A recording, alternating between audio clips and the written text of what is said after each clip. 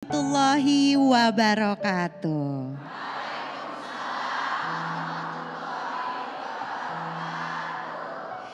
Bunda-bunda dan juga para pemirsa yang ada di Trans, dan kita kali ini bertemu lagi di kajian hati.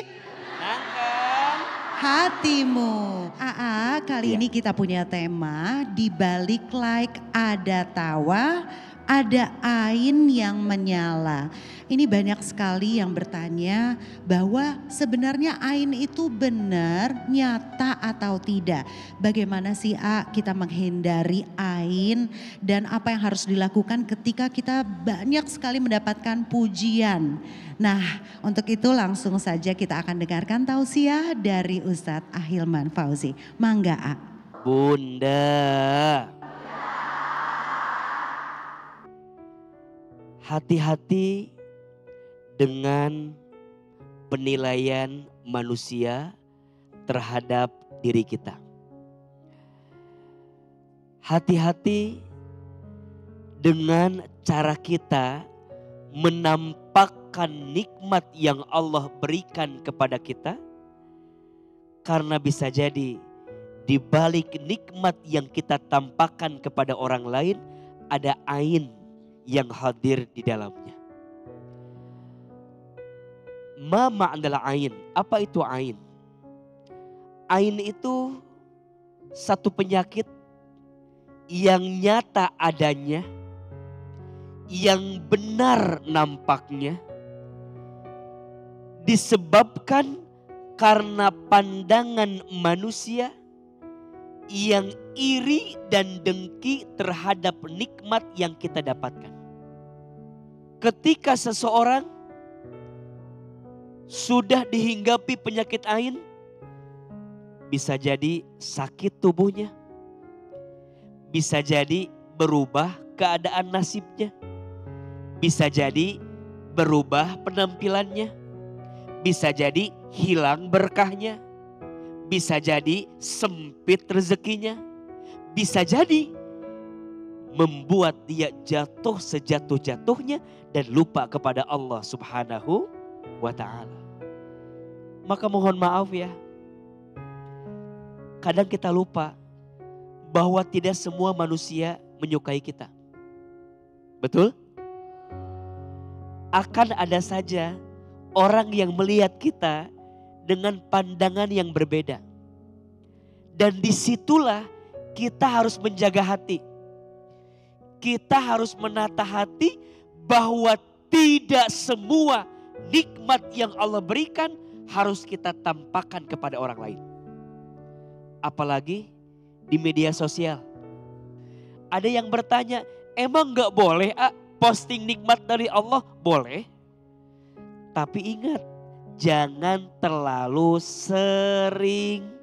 Dan kalaupun kita posting, pastikan ketika orang memuji postingan kita, bukan memuji diri kita, tapi memuji Allah yang memberikan nikmat kepada kita.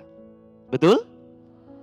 Maka di antara doa, di antara zikir yang bisa kita sisipkan agar terhindar dari ain, salah satunya adalah Masya Allah, Tabarakallah. Kenapa ini yang terucap? Agar saat orang melihat postingan kita, bukan fokus hanya dengan postingannya, tapi fokusnya sama siapa? Allah. Maka dalam Islam kita diajarkan berbagai zikir di lisan kita yang harus keluar saat kita mendapatkan apapun di kehidupan kita. Diberi nikmat, ucapkan Alhamdulillah. Diberi ujian, ucapkan Inna lillah. Melihat yang mempesona, ucapkan Masya Allah. Melihat yang kurang baik, ucapkan Subhanallah. Berjanji, ucapkan Insya Allah. Berbuat salah, ucapkan Astagfirullah. Jadi semua yang keluar, semua yang diperlihatkan membuat kita makin ingat sama siapa? Allah. Maka boleh menampakkan nikmat dari Allah, silahkan. Tapi pastikan nikmat itu membuat orang yang melihatnya semakin ingat kepada siapa? Kepada Allah. Maka belajar ada adab kadang-kadang. Apa di antara adabnya? Jangan menunjukkan sesuatu kepada orang yang berpotensi iri dengan sesuatu itu. Contoh, sering AA sampaikan, bunda dengan suami kalau bisa jangan menunjukkan keromantisan di depan orang yang belum punya pasangan. Atau mohon maaf, bunda cerita harmonis sama pasangan di depan orang yang lagi bertengkar sama pasangan. Sehingga kepekaan itu akan menjauhkan kita dari penyakit ain. Berhati-hatilah dengan penyakit ain. Karena penyakit ain itu nyata. Bahkan lebih dulu daripada takdir yang Allah berikan kepada kita. Caranya ucapkan kalimat Masya Allah Tabarakallah. Dan sebaliknya kita juga yang melihat pencapaian nikmat orang lain jangan iri dengan pencapaian orang lain. Belajar menenangkan hati, jangan iri dengan urusan dunia yang akan pergi meninggalkan kita. Setuju? Kata Nabi, kalau mau iri 2 saja. Janganlah kamu iri kecuali pada 2 hal. 1, boleh iri kepada orang yang diberikan harta yang dengan hartanya diinfakkan di jalan Allah. Dan yang kedua, boleh iri kepada orang yang diberikan ilmu yang ilmunya digunakan untuk semakin taat kepada Allah. Mudah-mudahan kita menjadi orang yang lembut hatinya, lapang jiwanya, dan semoga Allah jauhkan kita dari penyakit ain. Amin ya Rabbal alamin. Masya Allah, tabarakallah, luar biasa ya. Tadi kita sudah dengar tentang ain. Dan sekarang kita akan berikan kesempatan dulu untuk yang mau bertanya boleh tunjuk tangan. Ya, perkenalkan, nama saya Hanan Iskandar. Jadi begini Ustadz, jadi dulu saya sempat mengikuti suatu ajang bernyanyi dan alhamdulillah Allah memberi saya rezeki dan mengangkat derajat saya pada saat itu. Tapi di situ Allah memberi ujian juga kepada saya dan akhirnya saya kembali merasakan berputarnya roda kehidupan dan saya kembali merasakan lagi hidup dari nol yang benar-benar saya merantau pada saat itu dan juga saya mengetahui satu fakta bahwa sebenarnya saya itu bukanlah anak kandung dari orang tua yang mengurus saya saat ini. Hanan setelah mengikuti ajang perlombaan nyanyi waktu itu, seperti apa kehidupan yang dijalani? Katanya sempat menjalani hidup yang cukup berat. Iya Ustadz, setelah itu ikut ajang bernyanyi waktu itu, Hanan juga sempat dibilang terpuruk, hidup sangat sulit. Sehingga Hanan merasakan yang namanya merantau ke berbagai provinsi, ke berbagai pulau. Dan juga bahkan Hanan sampai tidur merasakan tidur benar-benar tidur di jalan gitu. Tanpa merasakan kenyamanan rumah. Karena orang tua saya yang sebenarnya itu berada di Yaman. Karena pada saat itu saya diadopsi sama orang tua saya yang pada saat itu posisinya menjadi seorang TKW di Saudi Arabia. Nah pada akhirnya saya dibawa ke Indonesia dengan proses yang panjang hingga orang tua saya mengalami dipenjara atas karena kan membawa anak dari negara lain ke Indonesia. Di imigrasi ditahan sehingga kurang lebih 10 hari hingga saya bisa dibawa ke Indonesia. Hanan kalau boleh tahu hubungan dengan orang tua seperti apa saat ini? Kalau hubungan dengan orang tua saat ini alhamdulillah baik, dan alhamdulillah sebenarnya baru komunikasi lagi di bulan kemarin, dan insya Allah untuk menebus kesalahan, mungkin tidak akan tertebus, tapi untuk membayar kesalahan-kesalahan Hanan dulu, insya Allah dengan memperbaiki hubungan dengan ibu, Hanan pun di bulan depan insya Allah akan mengajak ibu umroh. Apa yang mau Hanan sampaikan kepada orang tua Hanan yang mengurus Hanan? Termasuk juga untuk orang tua mungkin yang harus memilih memisahkan Hanan dengan beliau.